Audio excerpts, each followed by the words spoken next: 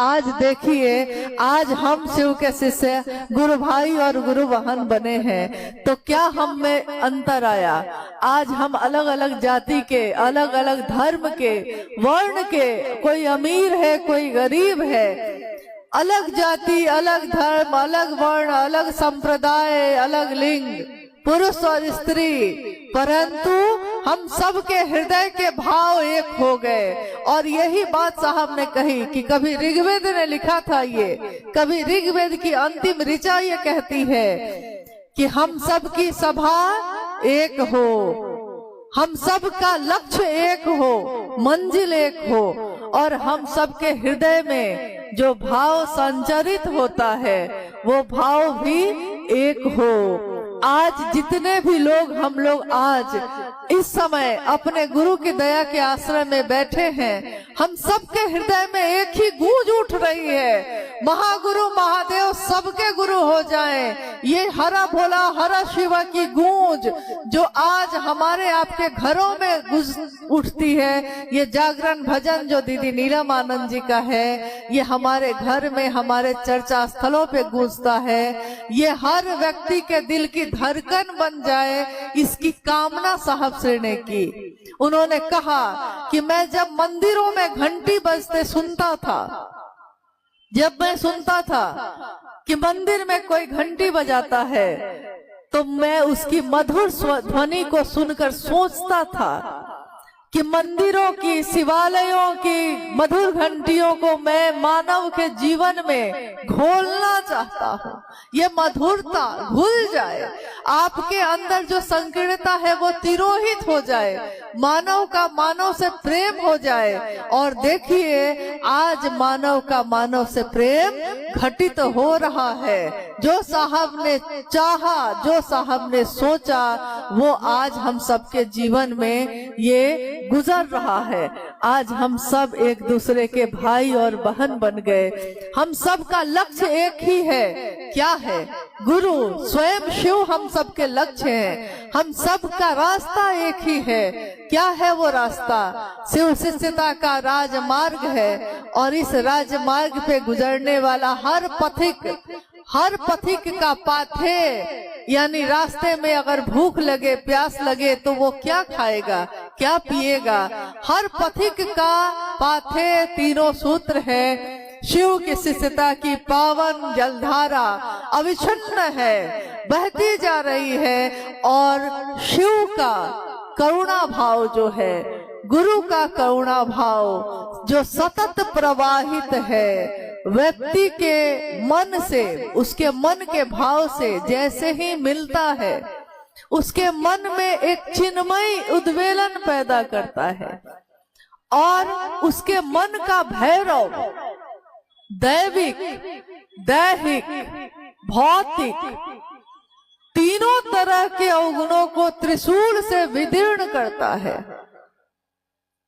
महादेव की करुणा, यानी कि महादेव का गुरु भाव जैसे ही शिष्य के मन से, शिष्य भाव से मिलता है, जिस स्तर पे जाकर के दया होते ही तकी न हो जाते, महादेव के दया से दुख भी गुजर जाते और महादेव के दया से सुख भी आवे लगते। लोग यही कहते हैं कि महादेव की दया होगी तो क्या नहीं होगा। दैविक, इसमें कहा गया दैविक, यानी ऐसे कर्मफल जो मैंने कभी कर्म ऐसे किए होंगे, किसी और जन्म में किए होंगे, परंतु उस जन्म का कर्मफल इस जन्म में भोगना पड़ता है। दैविक यानी जो ऊपर से ही कर्मफल भोगने की व्यवस्था है।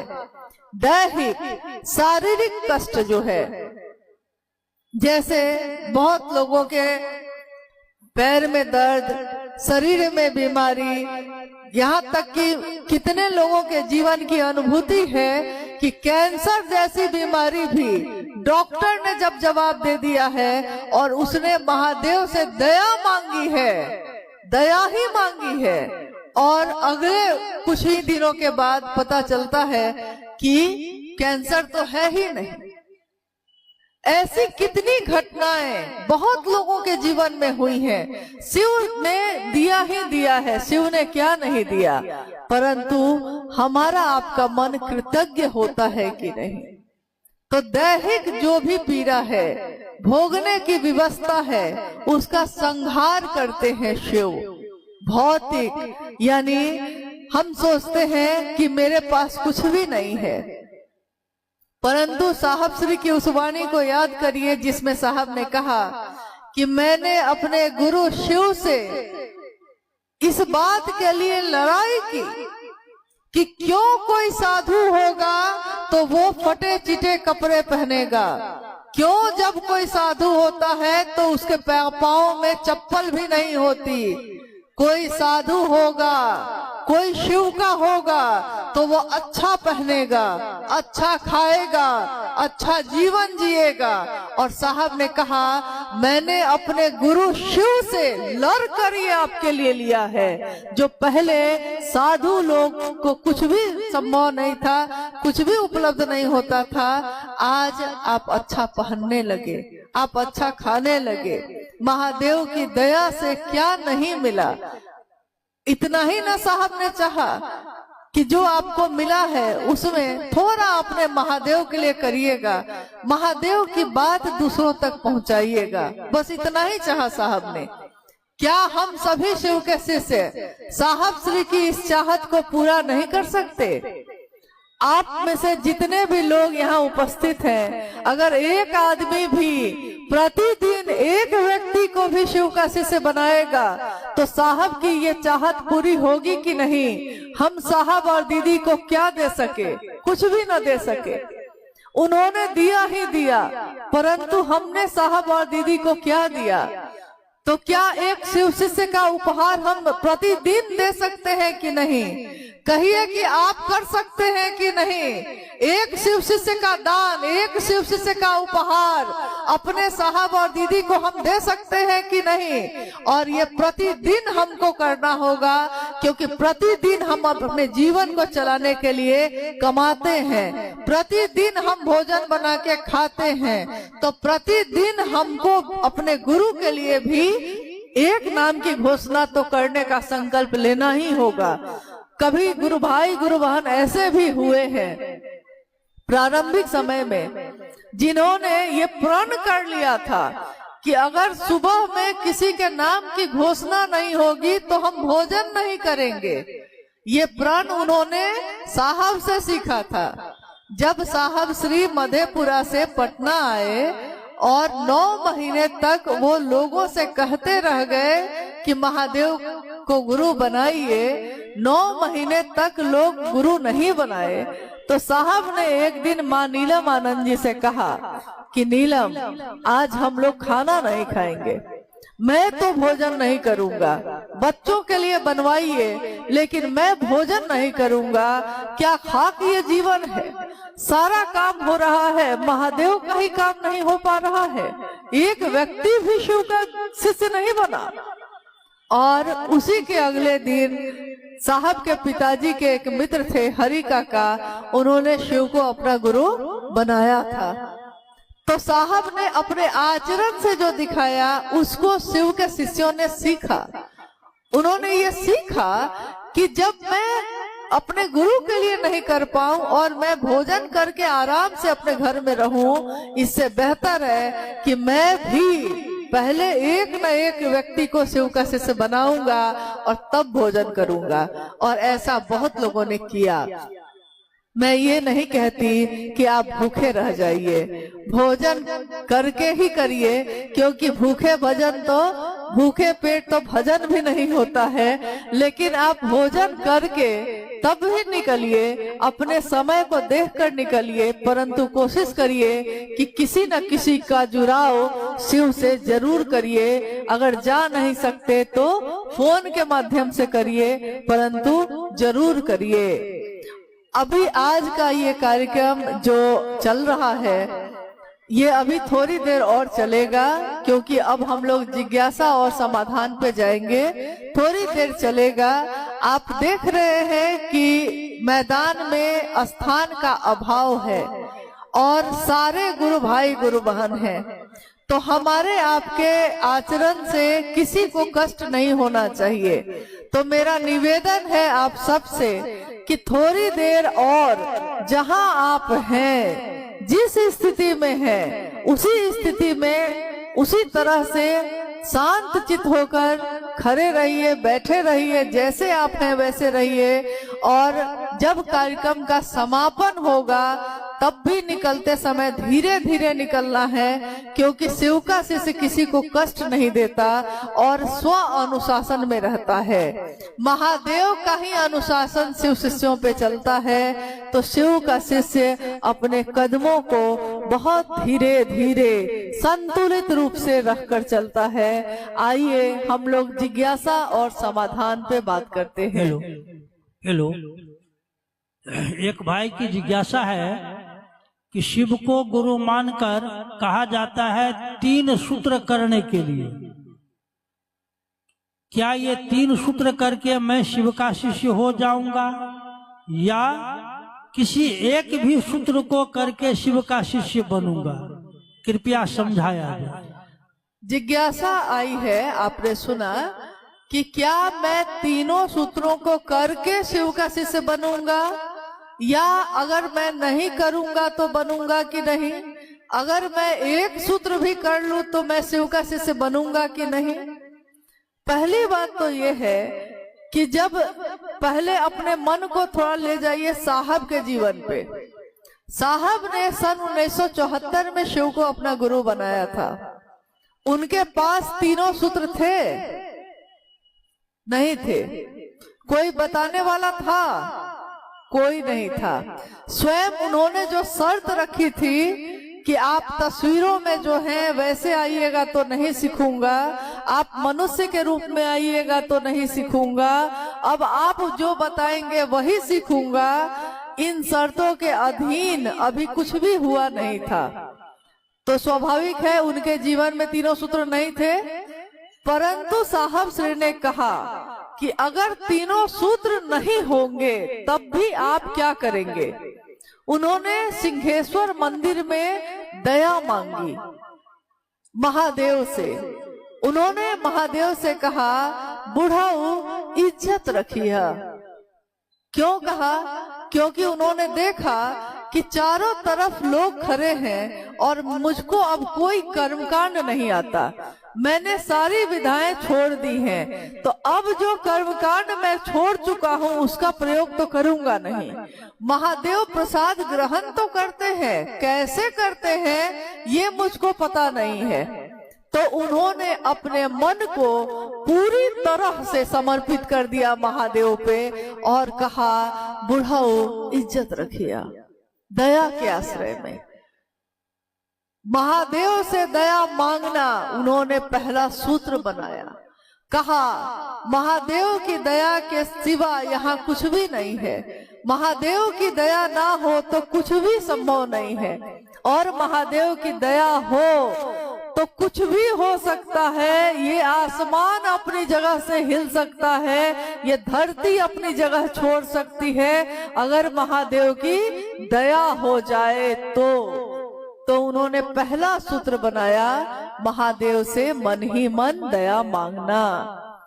दूसरा सूत्र जिसमें हम शिव की चर्चा करते हैं, पहला सूत्र जो दया मांगना है, गौर करिएगा, शिष्यानुभूति ये कहती है कि पहला सूत्र स्वस्फूर्त शिष्य भाव के जागरण के लिए है। यानी शिव के शिष्यों के लिए, या जो शिव का शिष्य बनने के जिज्ञासु हैं उनके लिए पहला सूत्र है, जो ये कहते हैं, हे शिव आप मेरे गुरु हैं, मैं आपका शिष्य हूँ, मुझ शिष्य पर दया कर दीजिए। ये स्वस्फूर्त यानी खुद में महादेव के लिए शिष्य भाव प्रकट हो जाए, इसके लिए है ये। दूसरा सूत्र जिसमें उन्होंने आकाशवाणी में जो बातें हुई साहब किशोरी के साथ 1986 में, सन 1986 में बेगूसराय की धरती पे आकाशवाणी हो रही है। आकाशवाणी उसको कहते हैं जो आपका मन सुनता है। साहब के मन ने सुना। उन्होंने कहा कि कान सुनते हैं परंतु मेरे मन ने सुना, आवाज आ रही है कि तुम जो करते हो दूसरों को करने के लिए नहीं कहते। और उसी आवाज ने गुरु आदेशित कर्म का जहां से जन्म हुआ, उसी आवाज ने कहा कि तुम जो करते हो दूसरों को करने के लिए कहो।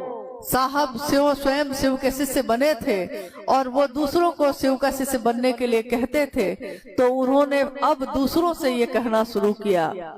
उन्होंने कहा महादेव ने मुझको, गुरु का आदेश तो आया लेकिन महादेव ने ये नहीं कहा कि तुम क्या करना क्या नहीं करना, उसने साफ कह दिया कि तुम जो करते हो वही करने के लिए कहना। और मैंने खुद में सोचा कि मैं क्या करता हूँ, तो गुरु आदेशित कर्म हुआ दूसरा सूत्र। लेकिन साहब के जीवन में किसी ने दूसरा सूत्र दिया नहीं था, ये निरूपण ही हुआ उनके द्वारा, यानी प्रारंभ करने वाले वो स्वयं हैं। तो दूसरे सूत्र को उन्होंने कहा कि ध्यान की अनुपम विधा है ये। ध्यान की अनुपम विधा का अर्थ होता है जिस बात पे आपका ध्यान लग जाए। और इसके लिए आज तक लोग तपस्या करते रहे, मंत्र का जप करते रहे, साधना आराधना करते रहे, परंतु शिव के शिष्य जब शिव की बात करते हैं तो बात करते समय भी उनका मन शिव पे ही टिक जाता है। अगर मैं शिव पे ध्यान ना रखूं तो मैं बोल भी ना पाऊं। अगर आपका ध्यान दूसरी चीज पे होगा, शिव पे ना होगा, तो आपके कानों में मेरी आवाज तो जाएगी लेकिन आपके मन में ये बात प्रवेश नहीं करेगी, क्योंकि आपका मन महादेव पे केंद्रित नहीं है। तो शिव की चर्चा करना या सुनना स्वयं और समूह दोनों को शिव भाव से आप्लावित करता है। स्वयं यानी जो बोल रहा है उसका मन भी शिव भाव से भर जाता है, जो सुन रहा है उसका मन भी शिव भाव से भर जाता है, आप्लावित करता है वो। इसीलिए इसको ध्यान की अनुपम विधा कहा गया। दूसरे जगह ध्यान ही नहीं जाता तो कुछ भी नहीं किया हमने, न गृहस्थी छोड़ी, न घर छोड़ा, न अपना काम छोड़ा, परंतु अपना काम करते करते किस तरह महादेव याद आते हैं। साहब अपने कार्यालय से जा रहे हैं कोर्ट, मजिस्ट्रेट हैं वो। रास्ते में साहब ने कहा मैं सोच रहा हूँ कि कोर्ट जाऊंगा तो केस वहाँ सुनना होगा, केस का फिर जजमेंट देना होगा। साहब सोचते हुए जा रहे हैं, अपना काम करने जा रहे हैं, परंतु उसी समय किसी ने उनको रोक दिया और कहा कहिए हरिंद्रानंद जी महादेव का क्या हाल है। देखिए साहब ने कहा मैं महादेव को याद नहीं कर रहा था उस समय, दूसरे ने याद दिला दिया। और हमारे हाथों में कंगन देखकर कोई और पूछ बैठता है, हम जा रहे थे बाजार कोई और पूछ बैठता है, कहिए शिव चर्चा कैसी चल रही है, महादेव का काम कैसा चल रहा है, हमको याद आ जाते हैं महादेव। तो धरती पे हम चाहे जहां भी जाएं, वहां हमको अगर हम भूल भी जाएं तो दूसरे याद दिला देते हैं। ध्यान की अनुपम विधा है ये।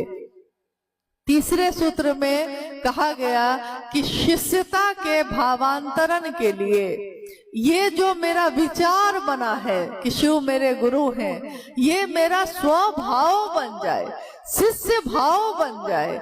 तो शिष्यता के भावांतरण के लिए तीसरा सूत्र साहब श्री ने कहा। तीसरे सूत्र में जिसमें हम महादेव को प्रणाम करते हैं, प्रणाम भी हमारा आपका मन करता है। तो जब हम महादेव को प्रणाम करते हैं हमारा मन झुकता है, और जब मन झुकता है शिष्य भाव से भरता है तो महादेव की दया शिष्य भाव पे होगी, शिष्य पर होगी।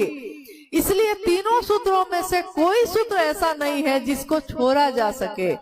कोई अगर शिव का शिष्य होगा तो चाहे आप उसको 3 सूत्र बताइए या नहीं बताइए, वो करेगा 3 सूत्र ही जो साहब श्री ने किया। और अगर एक सूत्र से काम चल जाता तो साहब तीनों सूत्र नहीं बताते। तीनों सूत्र जरूरी है। जब सिर्फ हम शिव चर्चा करते हैं तो हमारा मन अहंकार से भर जाता है। एक हमारे पुराने गुरु भाई, एक बार जब वो आए तो लोग उनके बारे में कह रहे थे साहब से कि ये हर बात पे बिगड़ रहे हैं, हर बात पे क्रोध में आ रहे हैं। साहब तो साहब हैं, बीमारी समझ गए। उन्होंने पूछा कि उस गुरु भाई से पूछा कि नमः शिवाय से प्रणाम कर रहे हैं आजकल? गुरु भाई ने कहा जी सर कर रहे हैं। साहब ने पूछा कितनी बार कर रहे हैं? उन्होंने कहा कि 24 घंटे में 108 बार माला पे 108 का जप कर रहे हैं। यानी 24 घंटे में एक माला जप के लिए साहब ने कहा। उस गुरु भाई ने सोचा कि अच्छी चीज है तो जितना ज्यादा करेंगे उतना अच्छा होगा। तो उन्होंने साहब से कहा कि जी करे छी 108 बार 108 माला पे करे छी। साहब ने कहा ये आपने क्या किया? अति हर चीज की बुरी होती है। लोग कहते हैं कि दूध पीजिए अच्छी चीज है, बहुत पी लीजिएगा तो पत्थर हो जाता है पेट पे। लोग कहते हैं प्रोटीन खाइए, बहुत खा लीजिएगा किडनी फेल हो जाएगा। यानी अच्छी चीज की भी अति हो जाए, उसका संतुलन बिगड़ जाए तो वो और विनाशकारी होता है, हानिकारक होता है। तो जितना भर साहब ने कहा गुरु की दया गुरु आदेशित अनुसार करने भर से मिलती है। जितना भर साहब श्री ने कहा है उतना ही करना है, न उससे ज्यादा ना उससे कम। इसलिए कि हमारा मन संतुलन में रहे। शिव चर्चा करते करते वक्ता अगर सिर्फ बन गए हम तो हमारा मन अहंकार से भर जाता है, अकड़ से भर जाता है। हमारा अहंकार टूटे, हमको लगे कि महादेव की दया के बिना कोई मेरी बात सुनेगा भी नहीं, तब महादेव की दया मांगना पहला सूत्र, महादेव को प्रणाम करना तीसरा सूत्र। ये दोनों सूत्र दूसरे सूत्र को, पहला सूत्र और तीसरा सूत्र दूसरे सूत्र को संतुलन प्रदान करता है। अगर हम करते रहते हैं तो हमारे मन में अहंकार नहीं होता, मन झुका रहता है। फल से लदा पेड़ जिस तरह झुक जाता है वैसा ही शिष्य भाव से भरा हुआ शिष्य का मन झुका होता है। वो चाहे महादेव का नंदी हो या महादेव का सांप हो, वो झुकेगा, सबके आगे झुकेगा। आइए एक अंतिम जिज्ञासा। भाई सूरज कुमार है, इनके पुत्र हैं आनंद कुमार और सिद्धार्थ कुमार। इन्होंने लिखा बरखा दीदी के चरणों में मेरा प्रणाम, हमें मात्र आपका शिष्य बनना है, कृपया हमको अपना शिष्य बना लीजिए। इस पर कुछ बात। लगता है मुझसे कहीं भूल हो रही है।